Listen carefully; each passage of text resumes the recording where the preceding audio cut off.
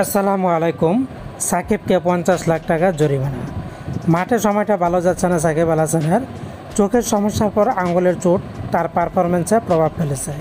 মাঠের বাইরেও নানা কারণে সমালোচনার মধ্যে আছেন টাইগার অলরাউন্ডার।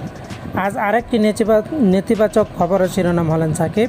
শেয়ার বাজারে কারসাজির অভিযোগে তারকা এই ক্রিকেটারকে 50 লাখ টাকা জরিমানা করেছে security and exchange commission BSEC. আজ মঙ্গলবার অনুষ্ঠিতব্য বিএসইসির 923তম কমিশন সভায় সাকিব সহ আরও কয়েকজনকে শেয়ার কারসাজির দায়ে জরিমানা করার সিদ্ধান্ত নেওয়া হয়। দুপুরে এক প্রেস বিজ্ঞপ্তিতে এ তথ্য জানিয়েছে বিএসইসি। সাকিবের পাশাপাশি কারসাজির আরেক হোতা আবুল খায়ের হিরোকে 25 লাখ টাকা জরিমানা করা হয়েছে। বিএসইসি জানিয়েছে প্যারামাউন্ট ইন্স্যুরেন্স কোম্পানির শেয়ার কারসাজির কারণে তাদের সবাইকে মোট 1,63,00,000 জরিমানা করা হয়েছে। এদিকে সাকিব আল হাসানকে নোটিশ করা হয়েছে। কেরিয়ারে কম বিতর্ক আর সমালোচনার মুখোমুখি হতে হয়নি সাকিবকে।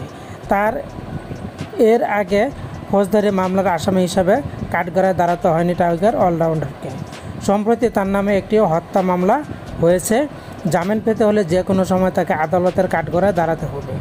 জুলাই আগস্ট মাসে বাংলাদেশ হওয়া ছাত্র জনতা আন্দোলনে নিহত হওয়া এক গার্মেন্টস কর্মী হত্যা মামলার আসামি করা হয়েছে মাগুরা থেকে নির্বাচিত সংসদ সদস্য সাকিব আল হাসানকে। হত্যা মামলার আসামি হওয়ার কারণে ক্রিকেটে সাকিবের ভবিষ্যৎ কী হবে তা নিয়ে সংশয় তৈরি হয়েছে। বর্তমানে তিনি দলের সঙ্গে ভারতীয় রয়েছেন। বাংলাদেশ দলের এই অলরাউন্ডার।